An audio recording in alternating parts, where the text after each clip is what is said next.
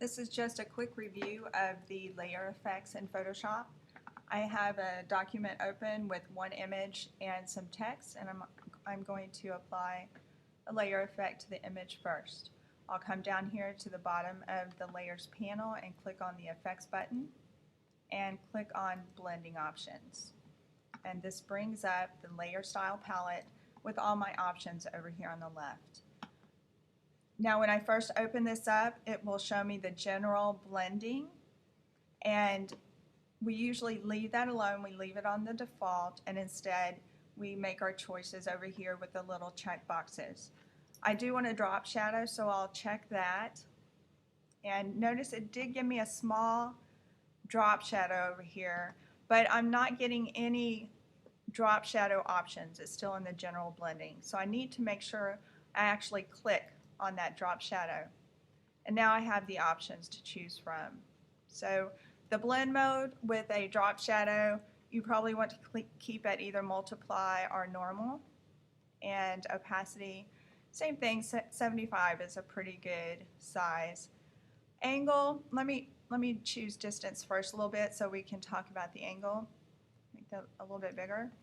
The angle, if you can think of it as this little line pointing toward the sun or your light source.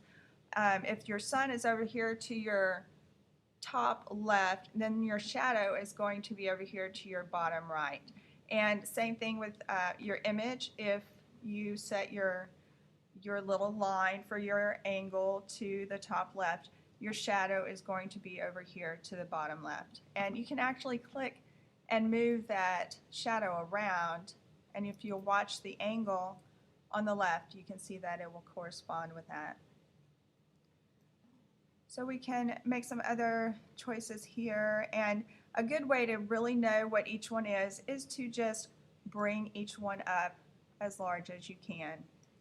And size. The size is more for the softness of your edges. So we'll keep that a little on the lower end side. And the contour, usually you leave that alone because the straight edge is usually what you want for a drop shadow. The inner shadow is normally not anything that you would use with a photo, but again, with anything, when you're using the layer styles, just play around and experiment. The outer glow and the inner glow, and really the inner shadow too, are more for text or art, line drawings, that sort of thing. Bevel and Emboss are good to use with photos. I'll go ahead and set that. You can play around with the different settings here. Put it on Emboss, and again, to really see what something is, you need to take those settings up. And there's a thumbnail here too that you can pay attention to. So you've also got your different techniques that you can choose from. Bring that depth down and size a little bit. And the shading, again, more to play with. Contour if you want it. Texture is usually something you don't put on a picture, but it might look nice on text. The satin and color gradient pattern overlays are all layers, all layer styles that Photoshop applies to your image by placing the actual color or gradient or pattern over the image. So if, for instance, let's just skip to color overlay, the default color is red.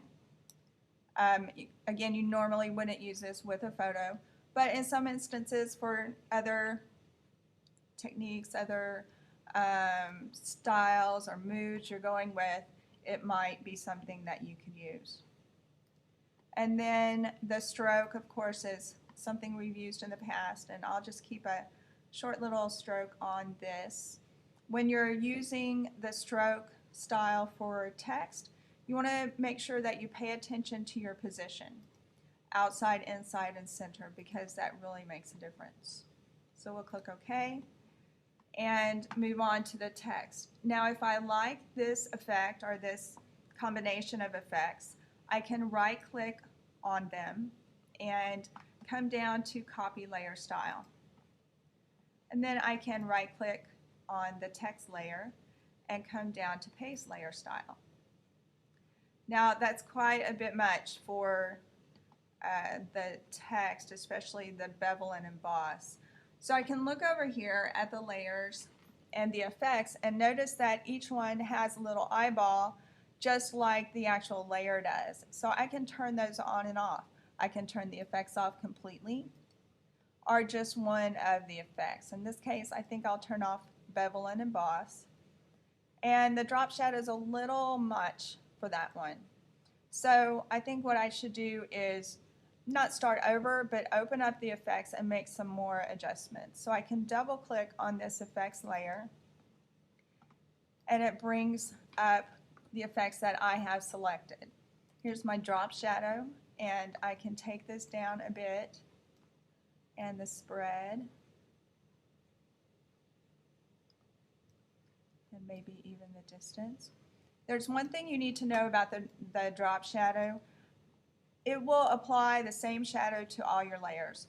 So if, for instance, I decide I want my angle to be to the top right, it will also change it to the photograph in another layer. Photoshop is just trying to keep your layers consistent and your styles consistent because the sun doesn't shine from two different angles. So it's just by default set up that way. So we'll put it back and move on to bevel and emboss. And I do want to have a little bit of a style there, but not quite as large. So I'll bring some of those settings down. I think that's much nicer. And I'll come down to stroke, and I'm going to turn bevel and emboss off for just a minute so we can look at this. The stroke, if I click off, you can see the text is not outlined any longer. Click it on and it's outlined. The position now is on the outside. I'm going to bring it up just a bit. And I'm going to take it to the inside. See, it changes just enough to make a difference. And then here it is in the center. So again, different effects with each one. I'll keep it to the outside and bring it back down a little bit and turn back on the bevel and emboss and click OK, and we're done.